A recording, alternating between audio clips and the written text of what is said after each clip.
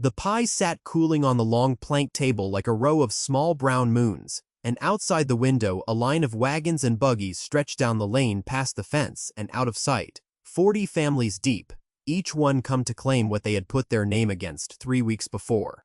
A young woman in a flour-dusted apron stood in the doorway of a kitchen that smelled of butter and smoke and something darker and sweeter than either, and she was doing what she always did when a thing overwhelmed her, which was to count. 40 on the list, 9 already boxed, 12 in the ovens, and the whole valley, which had laughed at her in the spring, now standing in the cold, with money in its fists. She had bought the beginning of all of it for $4. $4 for what the town had called garbage. Remember that, 2 autumns earlier, no one in Coldwater Bend would have crossed the road to shake her hand. 2 autumns earlier, in the fall of 1887, Hetty Marsh was 22 years old and alone in the world, in a way that frightened people more than it moved them to kindness. Her mother had died of the fever when Hetty was 14, and her father, a quiet man who mended clocks and dreamed of orchards, had followed her 3 winters back, leaving her the deed to 11 acres of ridgeland that everyone agreed was the worst ground in the county. It was steep and stony and shaded. No good for corn, no good for wheat, too broken for a proper pasture. What it had instead of good soil was trees. Hickory trees, dozens of them, old shagbark giants that her father had refused to cut because he said a tree that had stood 100 years had earned the right to keep standing. The neighbors thought this was exactly the sort of foolishness that had left the family poor and the girl poorer. A young woman alone could not run a ridge farm, they said. She had no husband, no brothers, no hired hand, and no sense. And the kindest of them shook their heads and said she ought to sell the 11 acres for whatever a fool would pay and go into town to keep house for some family that would feed her. Hetty listened to all of it with the same flat patience she gave the weather and said nothing, because she had learned that words spent on people who had already decided were words thrown down a well. She had $11 to her name, and a winter coming, and she knew the arithmetic of that better than any of them. $11 would not last to spring, but she also knew something they did not, or would not, and it had come to her one still morning in October while she stood under the shagbarks listening to the nuts fall. Every autumn the wind came down off the ridge and stripped the hickories bare, and the nuts fell in a rattling hail that went on for weeks. Thousands upon thousands of them, until the ground was carpeted ankle-deep in hard green-brown hulls. And every autumn the whole of Coldwater Bend treated this bounty as a nuisance. Hickory nuts were the meanest, stubbornest nut God had ever made. Everyone said so. The shell was thick as a musket ball and twice as hard, and the meat inside grew in tight, twisted little chambers that broke to crumbs when you cracked them, so that a person could sit a whole evening with a hammer and a stone and come away with a spoonful of splinters and a bruised thumb for the trouble. Squirrels wanted them, and hogs wanted them, and nobody else did. Farmers with hickories on their land cursed them because the nuts fouled the mowing and turned an ankle and drew the hogs into places hogs ought not go. On the big Ferris place across the creek, old Amos Ferris paid 2 boys a nickel a day every fall just to rake the wind-dropped nuts into piles and burn them, the way you'd burn a heap of rotten windfall apples, and he considered it money well spent to be rid of the mess. It was there, standing at the Ferris fence line, watching the smoke of a burning nut pile rise gray into the October sky, that Hetty Marsh did the sum that changed her life. She was not seeing garbage. She was seeing food that no one had bothered to learn how to eat. She had learned it herself, though she had not known that was what she was doing at the time. Her mother, before the fever, had a way with the hickories that the other women lacked, because her mother had come down out of the mountains where people were too poor to waste anything the woods gave them for free. Her mother did not crack the nuts, one at a time, and pick at the meat like a bird. She gathered them by the bushel and she cured them, spread thin in the loft where the dry autumn air could get at them for a month until the meat pulled back from the shell. Then she cracked them the mountain way, striking each nut on its narrow edge with a smooth river stone, so the shell split along its seam, and the meat came out whole, in fat curved halves. And she did not stop there. She boiled the cracked nuts, shells and all, in a great kettle, and skimmed off the oil that rose golden to the top, and that oil was the sweetest, richest fat a body ever tasted. Better than butter, better than lard, and it kept through the whole winter without turning. Hickory milk, the mountain people called it, and a pie made with hickory meat and hickory oil in the crust was a thing that Hetty remembered from her 7th birthday with an ache that had never once left her. She had eaten a slice of that pie and thought that heaven, if it had a flavor, would taste of that. Her mother had died before she could pass the trick to the neighbors, and the neighbors who had watched Sarah Marsh work her strange mountain magic for years had dismissed it as more of the foolishness that ran in that family. So, the knowledge went into the ground with the woman, and the town went on burning its nuts, and only Hetty remembered. She went to Amos Ferris on the last dry day of October. He was a big florid man who liked to be thought generous and was not, and when she came up his lane on foot, he assumed she had come begging, and he arranged his face into the pitying frown he kept for hard cases. Hetty did not beg. She asked him what he did with the nuts his boys raked up, and he laughed and said he burned them, same as always, same as any sane man. Then she asked him what he'd take for the whole fall's worth, the piles already raked and the piles still to come, every wind-dropped nut on his 40 acres, if she came and hauled them herself. Amos Ferris was so surprised that for a moment he had no answer. Then the crafty light came into him, because a man who counts nickels never stops counting, and he thought that here was a way to be paid for his garbage and save the 2 boys' wages besides. He named $4, expecting her to blanch, and Hetty, who had $11 in the world, reached into her apron and counted 4 of them into his broad palm without a flicker. He took the money the way a man takes a joke he doesn't quite understand, and he told the whole tavern about it that night, how the Marsh girl had gone soft in the head and bought his trash for $4 whole, and the tavern laughed until the lamps shook. It is an easy thing laughing at a person who is about to be proven right. The whole town got to laugh at Hetty Marsh for $4. She thought it was the cheapest thing she had ever bought. For 6 weeks she hauled nuts.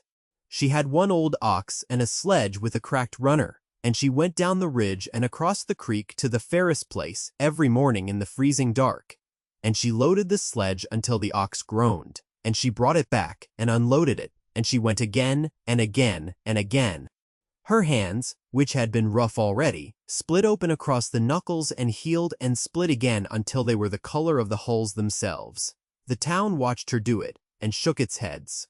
She hauled through the first frost and through a spitting sleet that turned the lane to grease, and by the middle of December she reckoned she had brought home better than 500 pounds of nuts in the shell, a mountain of them heaped in the dry loft where her mother had once cured hers, and the smell of them filled the whole house.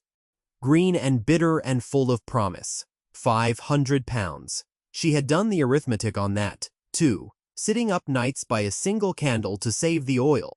500 pounds of nuts in the shell would render down, her mother's memory told her, to something near 100 pounds of clean meat once the curing and the cracking were done, and 100 pounds of clean hickory meat was a treasure no one in Coldwater Bend had ever thought to reckon, because no one in Coldwater Bend had ever gathered more than a teacup of it at a time. She banked this knowledge in herself the way you bank a coal under ash, glowing low and hidden, and she told not a living soul. The winter she spent cracking was the loneliest and the most joyful of her life, and both things were true at once. She rigged a bench in the warm corner by the stove, and she sat there hour on hour with her mother's smooth river stone, striking each nut on its edge the way she'd been shown, and after the first 100, her hands remembered a rhythm her mind had forgotten, and the whole halves began to come clean and fat and golden into the bowl at her knee. Handful after handful after handful, she boiled batches in the great kettle and skimmed the oil into crocks and sealed them with wax, and the oil was exactly as she remembered, sweet enough to make a person close their eyes. And on a bitter night in January, with the wind howling down the ridge and the arithmetic of her dwindling flour weighing on her, she made the first pie. She had traded 3 eggs and a measure of her precious sugar for it, and she was frightened while it baked. Frightened that the memory had lied to her, that she had spent $4 and 6 weeks and a winter of her life chasing a child's fever dream. Then she cut it. Then she tasted it. It was not a dream. It was better than the memory, because now she was the one who had made it, and she sat alone in her cold kitchen at midnight and wept over a slice of pie, and then she ate the whole thing, and then, being a practical person, she went to bed already planning how she would sell the next one. She could not sell it in Coldwater Bend. That was the hard truth she faced over her morning mush. The town had laughed at her, and a town that has laughed at you will not easily hand you its coin, for it is easier to believe a thing is rotten than to admit you were wrong to mock it. So she looked past the town. 12 miles down the valley lay Harmon's Crossing, a proper railroad town with a hotel and 2 eating houses and travelers passing through with money in their pockets. And it was to the finer of the 2 eating houses, a place called the Rail's End, run by a widow named Delia Prine, that Hetty carried her second pie wrapped in a clean cloth, on foot. 12 miles through the February cold. She had heard that Delia Prine set a good table and had a hard head for business and a sharp tongue for anyone who wasted her time. Hetty waited 2 hours in the cold at the back of the kitchen before the woman would see her, and when Delia Prine finally came out wiping her hands, she looked at the girl and the wrapped bundle and plainly expected to be selling her something she did not want. Hetty unwrapped the pie and cut a slice and held it out on the blade of her own knife, and said only, "Taste it." The widow Prine had tasted 1,000 pies, pushed at her by 1,000 hopeful people, and she took the slice with the weary patience of a woman about to be disappointed for the 10,000th time. Then she stopped. Then she looked down at the pie and up at Hetty and down at the pie again, and something changed in her face entirely. Delia Prine was the outside believer, the one the whole thing turned on, and she knew value the way a blacksmith knows iron. "What is this?" she said, and there was no weariness in her voice now, only a keen and hungry attention. Hetty told her. "Hickory," she said, "wind-dropped hickory, that the whole of Coldwater Bend burns for garbage." And the widow Prine laughed, but it was a different laugh than the tavern's, a laugh of pure delighted astonishment, and she said that in 30 years of feeding railroad men she had never tasted anything like it, and that the pickin' pies the fashionable folk raved about were sugar water beside this, and that she would take every pie the girl could bake and pay her 40 cents apiece for them, which was more money than Hetty had dared to dream of. But Hetty, who had done her arithmetic and knew now exactly what she held, did a thing that surprised even herself. She said, no, not no to the deal, but no to the price. She said that 40 cents was fair for a pie, but that the widow would sell each slice for a dime and get 8 slices from a pie, and that a thing was worth what it could earn, and that she would take 60 cents a pie and count it a bargain for them both. Delia Prine stared at her, and then she threw back her head and laughed again, and she said that the girl had a harder head than she did, and they shook hands on 60 cents, and Hetty Marsh walked 12 miles home in the dark with the first real money of her life sewn into her hem, and a standing order that would carry her clean through the spring. Through that spring and summer, she baked. The widow Prine sold the pies at the rail's end, and the railroad men carried the word of them up and down the line the way men carry word of a good thing. And by midsummer, Delia was taking 6 pies a week and asking for more than Hetty could supply, because 100 pounds of hickory meat, vast as it had seemed, went faster than the arithmetic had promised, once real demand got hold of it. Hetty hired the Coldwater Bend children to help her, a nickel an afternoon to crack nuts on her bench, the way old Ferris had once paid boys to burn them, and their mothers, who had laughed loudest in the spring, said nothing now, only counted the nickels their children brought home. And it was one of these children, a solemn, thin boy of 9, named Curtis, whose father had gone off on the railroad and never come back, who attached himself to Hetty like a burr and would not be shook loose. Curtis had a gift for the cracking that outpaced every other child, and a stillness that matched her own, and he took to coming before the others and staying after they'd gone, sitting at the bench in the lamplight asking her quiet questions about how the oil rose, and why the meat pulled from the shell. She found to her own surprise that she liked answering him. She had been alone so long that she had forgotten a house could hold two people's silence and be warmer for it. He was not a son to her, and she was not a mother to him. They were two people the world had left over, and they fit. It was Curtis's grandmother, old Berta Cole, who gave Hetty the words she would carry the rest of her life. Berta had come from the old country 60 years before and had a face like a walnut and a way of speaking that turned everything into a proverb. She came up the ridge one evening in early autumn to see how her grandson was spending his afternoons, and she stood a long while under the shagbarks, watching the first nuts of the new season begin to fall, and she said to Hetty, in her slow accented voice, that in the old country they had a saying, that God gives the richest gifts wrapped in the hardest shells, so that only the patient ever get to taste them. The lazy man sees the shell and walks on, Berta said. The patient woman sees the shell and asks what is inside. Hetty turned that over in her mind for a long time, and she thought it was the truest thing anyone had said to her since her mother died.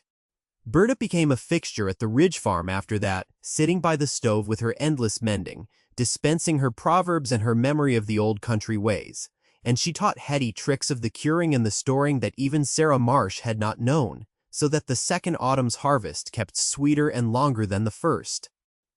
The town watched all of this from a distance and did not quite know what to make of it. This ridge that had been the poorest ground in the county and was now the busiest, with children coming and going and a wagon from Harmon's Crossing rattling up the lane twice a week to fetch pies. Then the trouble came, as trouble always comes to a person just as they begin to feel safe. It came in a fine buggy and a good coat, in the person of a man named Josiah Vance, who owned the mercantile in Harmon's Crossing and half the notes in the valley besides, a smooth man with a wide, warm smile that never once reached his eyes. Vance had heard about the Hickory pies, had tasted them at the rail's end, had done some arithmetic of his own, and had come up the ridge to be helpful. That was the word he used, helpful. He sat in Hetty's kitchen and admired everything, and called her a remarkable young woman, and then he explained, in the gentle, patient tone a man uses on a child, that a girl alone could never hope to manage a real enterprise, that the demand she'd stumbled into was far too big for one pair of hands, that she needed a partner with capital and connections and a head for business, and that he was prepared, out of pure neighborly kindness, to buy the whole operation from her outright. He would give her $200, he said, which was a fortune to a girl who'd started with 11, and he would keep her on to bake at a fair wage, and she need never again worry her pretty head about contracts and hauling and the 100 hard things a business demanded. $200. He watched her face the way Amos Ferris had once watched it, waiting for the blanch, waiting for the gratitude. Hetty did not blanch. She had learned the arithmetic of her own worth by now, and she knew that the widow Prine alone was paying her better than $15 a month and asking for more, and that $200 was not a fortune, but a cage, with a fortune painted on the bars. She thanked Josiah Vance for his kindness and told him no, and that was when the warmth went out of his face, at last, and the true man showed through, because a man like Vance does not hear no from a girl on a ridge and simply drive away. In the weeks that followed, ugly things began to happen. Delia Prine sent word that a man had been in to see her, hinting that the Marsh pies were made in a filthy kitchen, that the girl used rancid oil, that a careful establishment ought to think of its reputation. The children's mothers began to be told, in the mercantile where they owed their accounts, that it was unwholesome to send young ones up to that strange woman's place. And worst of all, Amos Ferris, who held a small note on Hetty's land that her father had signed years before and never quite cleared, a note of $30 that Vance quietly bought up, sent word that the whole sum was called due at once, by the 1st of November, or the 11 acres, and every tree on them would be sold at the courthouse steps. Vance had found the one hard shell around Hetty's whole life, and he meant to crack it and take the meat. Now here was arithmetic of the coldest kind, and Hetty counted it out at her table in the lamplight, with Curtis asleep in the loft above, and Berta's proverb ringing in her ears. $30 by the 1st of November. She had money coming from the widow Prine, but not $30 worth by November, not with the whispering campaign starting to slow her orders and the children's help drying up. She could sell to Vance and be safe and be small forever. Or she could do the one thing the whole shape of her life had taught her not to do, which was to stop being one person alone. She sat a long time in the dark, and she thought about the town that had laughed at her, the 40 families down in the valley, who owed their accounts to Josiah Vance and lived in fear of him, and she understood at last that Vance's power over her was the very same power he held over all of them, and that a thing that has power over everyone can be broken by everyone at once. In the morning, she did not go to the widow Prine. She went down into Coldwater Bend, into the very town that had mocked her, and she called a meeting in the church hall, and she stood up in front of the people who had laughed, and she told them, plainly and without heat, exactly what Josiah Vance was doing to her, and exactly what he had been doing to all of them for years, with his notes and his mercantile prices and his warm, dead smile. It is a hard thing to stand in front of people who have wronged you and ask them to stand with you. Hetty did it anyway because she had done the arithmetic and found that pride was a luxury she could not afford, and, more than that the vindication she'd once imagined, the pleasure of watching the town choke on its own laughter, had gone strange and small in her mouth the moment she needed those same people. So she did not gloat, and she did not accuse. She told them that the ridge everyone called worthless had fed her and paid their children's nickels through a hard winter, and that the nuts they burned every fall were gold, and that she would teach any family in that room to do what she had done if they would help her stand against Vance. Because a valley full of people who each owed him $30 was a valley he owned, but a valley full of people who owed him nothing was a valley he could not touch. And Berta Cole stood up in the back, small and fierce, and told them in her old country voice about the richest gifts and the hardest shells. And old Amos Ferris, who was a greedy man, but not, it turned out, an evil one, went red in the face and got up and said that he'd sold that note to Vance, not knowing what the man meant to do with it, and that he was ashamed, and that he would put in the first dollars himself and shame the rest of the room into the same. And the hall, which had come to watch a curiosity, went quiet, and then began, one voice at a time, to take her side. They paid the note. It was not only Ferris in the end, it was $1 here and $2 there, from families who had laughed in the spring, and now, ashamed or hopeful, or simply tired of being afraid of Vance, put their small coins into a hat that Curtis carried down the rows. $31 they raised, one over what was owed, and Hetty walked into the courthouse on the last day of October and paid Josiah Vance's bought note in full in front of the clerk and 2 witnesses, and she watched the man's smooth face curdle when he understood that the shell had not cracked, that the whole valley had closed around the girl he'd meant to swallow alone. He tried one last thing, a sneering remark about how she'd never keep it up, how one person alone could never supply the trade she'd promised, and it was there that he undid himself, because Hetty answered, quiet and clear, so the clerk could hear, that she had never once said she was alone, and that, as of that morning, 11 families of Coldwater Bend were curing hickory nuts in their own lofts to sell to her, and that his whispering about filthy kitchens would carry poorly against 11 honest households. And Vance, who had counted on her being one girl on a ridge, had no answer to a valley, and he gathered his coat and his ruined dignity and drove his fine buggy back down to Harmon's Crossing. And within 2 years, his own greed and the accounts he'd squeezed too hard drove folks to trade elsewhere, and his mercantile failed. And Hetty took no pleasure in it, for being right had turned out to be its own quiet kind of reply. And so we come back to where we began, to that plank table and its row of small brown moons, and the line of wagons stretching down the lane. It was the second Thanksgiving, the autumn of 1889, and Hetty Marsh was 24 years old and no longer alone in any way that mattered. The waitlist had grown so long that the widow Prine had begged for an exclusive claim and been gently refused, because Hetty sold now to 3 eating houses and a hotel and any family in Coldwater Bend that came to her door. And 11 households cracked her nuts, and Curtis, 10 years old now and grave as a judge, kept the ledger in a careful hand that put her own to shame. 40 families had put their names down for a Thanksgiving pie, and there were more nuts curing in more lofts than the whole town had burned in all its wasteful years combined. And the ridge that everyone had sworn was the worst ground in the county was the one piece of land in the valley that no drought or frost could ruin, because its wealth fell free from the sky every October, whether the rains came or not.